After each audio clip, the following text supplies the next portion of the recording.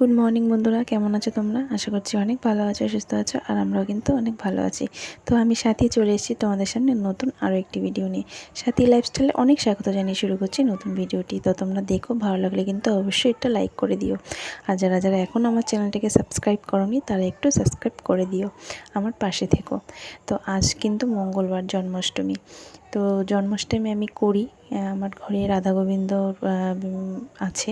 তো আজকে হবে না আমার কোনো মতে সেইভাবে পুজো দেওয়া। এমনিতেও শরীরটা আমার খুবই খারাপ আজকে। তো মেয়েকে দিয়েই দেওয়াবো। আমি জন্মাষ্টমী করি, 2 বছর ধরে করা হচ্ছে না, কারণ গেল বছরও আমার ছেলের তখন 3 মাস বয়স, আমি করতে পারিনি। আর এবছরও হবে না, ছেলেটা বড় না হওয়া পর্যন্ত না সেইভাবে না পুজো ঠিকমতো দিতেই পারছি না। তো চারিদিকে কিন্তু পুজো দেওয়া শুরু হয়ে গেছে, আমার ভয়েসে হয়তো আসতে পারে। এই সময়টা এত ভালো লাগে, সবার বাড়িতে উলু জোকার দিতে থাকে। মানে এই সন্ধ্যের পর থেকেই গোপালকে স্নান করায়, যাদের রাধা গোবিন্দ আছে তারা রাধা গোবিন্দকে স্নান করায়।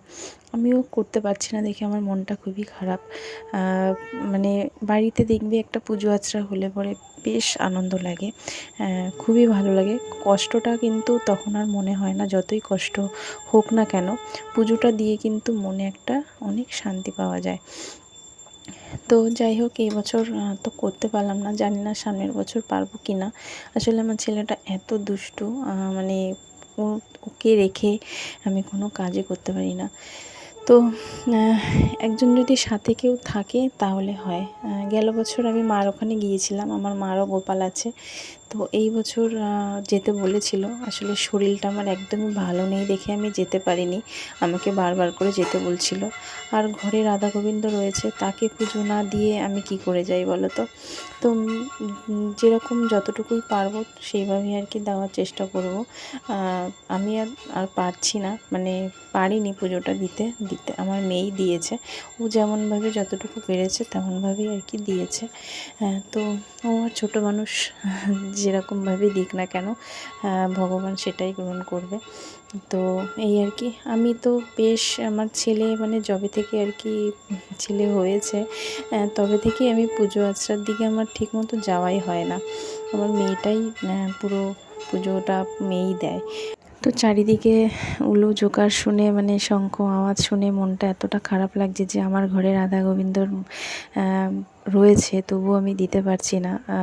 মানে ভয়েস ওভার দিতে গিয়ে আমি এটা মনে মনে লাগছে আমার খারাপটা, যে আজকে জন্মাষ্টমী, সবার ঘরে উলু, সবার ঘরে শঙ্খের ধ্বনি শুনতে পাচ্ছি, শুধু আমার ঘরেই হচ্ছে না। কারণ যে ঘরে আছে গোপাল আছে, রাধা গোবিন্দ আছে, সেই প্রত্যেকটা ঘরেই কিন্তু পুজো হচ্ছে, শুধু আমার ঘরটাই বাদ দিয়ে, যেহেতু আমার ঘরে রয়েছে রাধা গোবিন্দ। তো আমি মানে ভয়েস ওভার দিতে গিয়ে, মানে সন্ধ্যের পরে দিচ্ছি তো ভয়েস ওভারটা, আর এই সন্ধ্যের পরেই তো গোপালকে স্নানটা করানো হয়। তো সেই জন্যই আর কি মনটা খুবই খারাপ লাগছে। তো ভগবানের কাছে বলছি যে আমি যেন খুব তাড়াতাড়ি আবার তোমার পুজো, তোমার সেবা করতে পারি। সেটাই আর কি। আমি কালকে রাত্রেও মনে মনে শুধু ভগবানকে এটাই বলছিলাম যে ঠাকুর আমাকে ক্ষমা করে দিও, আমি যেদিন পারবো সেদিন তোমাকে আবার ঠিক ভোগ দেব। আমি এর আগে অনেক দিয়েছি, মানে অনেক বলতে অনেক কিছুতেই না, ভগবানকে আমরা সেইভাবে কিছুই করতে পারি না ভগবানের জন্য। তো যতটা পেরেছি করেছি, ঠাকুরকে ভোগ দেওয়া বলো না এমনি ঠাকুরকে পুজো দেওয়া, আমি সব সময় আর কি করেছি। এখন ছেলের জন্যই পারি না দেখে তাই দেওয়া হয় না। তো এখন যতটুকু পারে আমার মেয়েই দেয়, ওই আর কি দেওয়ার চেষ্টা করে। তো এই আর কি। তো দেবো আবার, দেখি আমার। তো তোমাদের সঙ্গে কথা বলতে বলতে কিন্তু আমার অনেকটা কাজই এগিয়ে যাচ্ছে, দেখে বুঝতেই পারছো। বাইরের আকাশ কিন্তু খুবই মেঘলা রয়েছে, সকাল দিয়ে প্রচুর বৃষ্টি হয়েছে। জন্মাষ্টমীর দিন বৃষ্টি হবে না এটা তো হতেই পারে না, জন্মাষ্টমীর দিন প্রত্যেক বছরই এরকম ঝড় বৃষ্টি হতে থাকে। তো সকাল দিয়ে প্রচুর বৃষ্টি হয়েছে। তো আজকে আর সেরকমভাবে আমার ঘরে জল আমি সেরকম ঢুকতে দেইনি, কারণ বৃষ্টিটাও খুব একটা জোরে হয়নি। আর সকালবেলা প্রথমেই দেখতে পেয়েছিলে গাবলায় করে জল ফেলছিলাম, আসলে গাবলাটা আমি রাতেই পেতে রেখেছিলাম গ্যাসের উপরে, তো সেই জন্য আর অসুবিধাটা হয়নি। তো ঘরটা ঝাঁট দিয়ে সুন্দর করে পরিষ্কার করে নিয়েছি। এবার ঘরটা মুছছি, মোছা হয়ে গেলে পরে তারপরে বাকি কাজগুলো করব। আর আমি যে এই যে কাজ করছি, আমার কিন্তু শরীরটা খুবই খারাপ। তার মধ্যেই দেখো মানে জন্মাষ্টমী করার দেখো না করার কতগুলো কারণ। যাও বা একটু ভেবেছিলাম মিষ্টি ফল দিয়ে আমি নিজে দেব, সেটাও আর হয়ে ওঠেনি। মানে শরীরটা এত পরিমাণে খারাপ হয়ে গেছে আমার আজকে, মানে আজকে বলতে কি কালকের থেকেই তো শরীর খারাপ, তোমাদের তো এর আগের ভিডিওতে বলেছিলাম। আসলে এই ওয়েদারটা এত বাজে, ছেলের তো প্রথমে শরীর খারাপ হলো, তারপরে তো এবার আমাকে ধরেছে। মানে গলার মধ্যে এত খারাপ অবস্থা, তারপরে শরীরের মধ্যে জ্বর জ্বর একটা ভাব, মানে কিছুতেই কোনো কিছুই ভাল লাগছিল না, মাথাটা পুরো ভার হয়ে রয়েছে। তো ভাবছি যে কতক্ষণে কাজকর্ম সেরে একটু আর কি শোবো, মানে এত মানে শরীরটা খারাপ লাগছে। তো এদিকে আমাদের কাজ মোটামুটি হয়ে গেলে পরে যতই হোক না কেন কাজ পুরো কমপ্লিট না করলে তো শোয়া তো আর কি বলবো, শোয়া হয় না আমাদের মেয়ে ছেলেদের। তো ঘরে কাজ ফুরোই না, মানে একটার পর একটা কাজ লেগেই থাকে। তো এদিকে বাসি কাজগুলো সারার পরে তো রান্নার দিকে যেতে হবে। তো রান্নারও সেরকম কিছু নেই, ওর বাবা বলে গেছে যে নিয়ে আসবে। আর আজকে তো বলেছি পুজো যতই না দিই নিরামিষ তো আজকে খেতে হবে। পুজোর দিন আমিষ খাওয়া একদমই চলবে না। তো সেই জন্যই আর কি পুজো দিই বা না দিই, এমনিতে তো আমি দিয়ে এসেছি প্রত্যেক বছর, তাই না? এই 2 বছরই দিতে পারছি না, তাই বলে কি ঘরে আমিষ খাবো?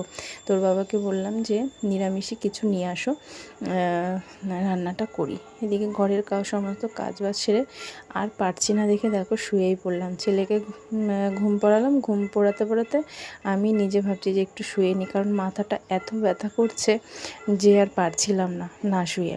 তো না শুয়েও উপায় নেই, শরীরটাও খারাপ, তারপরে রান্নার জন্য এখনও ওর বাবা কিছুই আনেনি। মনে হয় একবারে কাজের শেষে তারপরে নিয়ে আসবে, কারণ এখন কিন্তু বেলা অনেকটাই বাজে, 12টা বেজে গেছে, আমি শুয়ে রয়েছি, ওর বাবা এখনও আসেনি। তো তখন ভাবলাম যে হয়তো কাজের শেষেই হয়তো নিয়ে আসবে। তো এই কিছুক্ষণ আগে আসলো, এখন কিন্তু বাজে প্রায় 1:30। আমি এতক্ষণ ধরে শুয়েই ছিলাম, শরীরটা কিছুতেই ভালো লাগছিল না, আর কিছু না খেয়ে ওষুধটাও খেতে পারবো না। তো ভাবছি যে একটা ওষুধ না খেয়ে আমি পারছি না, কারণ শরীরটা খুবই খারাপ লাগছে।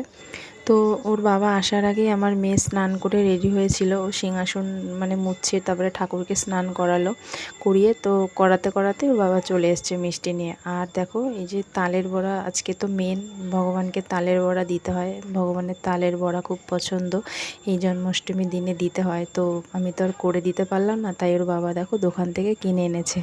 আজকাল তালের বড়াও কিনতে পাওয়া যায়, ভাবছো?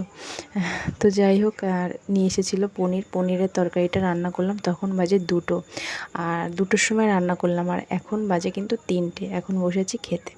অনেকটার বাবা হেল্প করে দিয়েছে, আলু ঠালু কেটে দিয়েছে, তার মশলাটা করা ছিল বলে তাড়াতাড়ি রান্নাটা করতে পেরেছি। তো চলো খেয়ে নিই, খেয়ে একটু ওষুধ খাবো আর একটু বিশ্রাম করবো। ততক্ষণের জন্য টাটা, দেখা হচ্ছে নেক্সট ভিডিওতে।